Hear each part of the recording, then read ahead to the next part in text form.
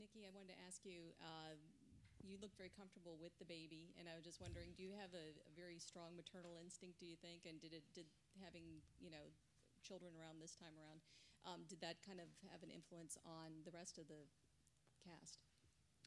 Elizabeth Reaser will tell you that I'm very maternal because I cooked for her a lot. Yeah.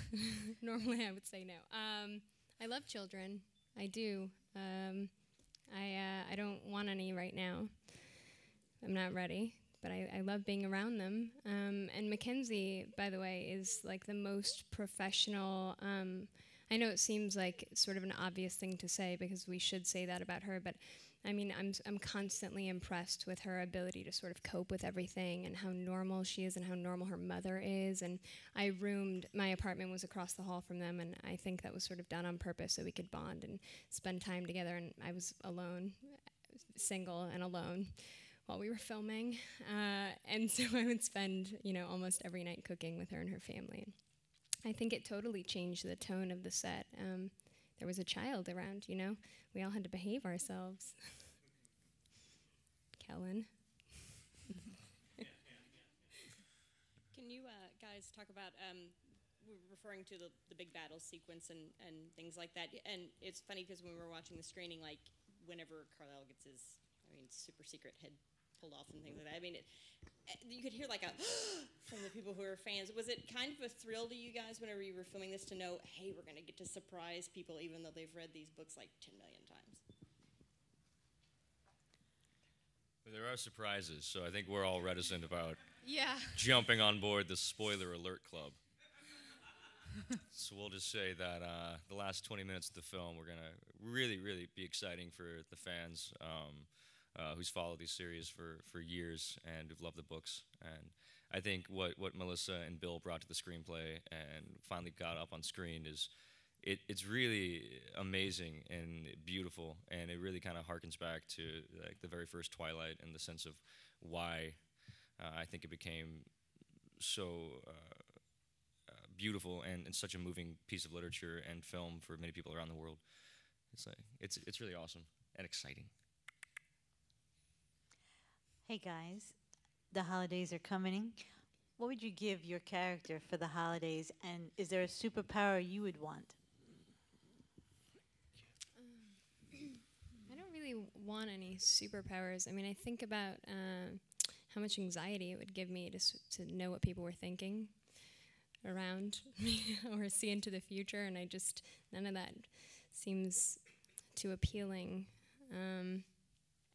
I don't know what I would give Rosalie. Rosalie's probably really tough to shop for.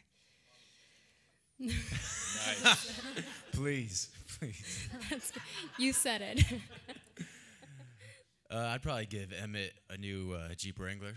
That'd be great. And then as far as the power, I love Jasper's power to change people's moods, make everyone happy. The world would be a lot more fun to live in, that's for sure. I think I'd give Jasper a gift card for a local blood bank. Just go have a snack every once in a while. And then as for special powers, I like Jasper's power. It's pretty sweet. Every once in a while just be like, and be happy. There we go. Then you would feel like this desire to control everything all the time, or maybe that's just me. Why didn't you ever do that to the That would just Volturi? be you. That's it. Yeah, right? Yeah. They have they're really, really sad and really angry. Just It too only angry. works to a certain degree. Too moody. Too moody. I think Esme has everything she could ever want. She just wants her family to be happy, and I think she would really be extra happy if Obama won in November. So if I could influence that in any way, I would. And in terms of special powers, I don't know. I think getting to be a vampire, just to be immortal, would be. I'm very into that idea. I know people think you want to be alive, but at least to be these kinds of vampires, I think would be very fun. Are each of you taking any props or costumes to keep as mementos from the series? I wish I had. I know. Is this off the record or? I always feel like I believe strongly in karma, and I was too afraid to. I should have just stolen some. I mean, why not? I should have. We're not making any. I mean, as far as I know, we're not making any more of these. The only thing I have from these movies is my baseball shoes from the first film, and I was too afraid to take them. And Kristen went back to do reshoots, and she brought them home for me. And I've never worn them because they're covered in mud, and I feel like it's wrong to wash the mud off, but I can't wear muddy shoes, so they live in a box, and I don't know what to do with them.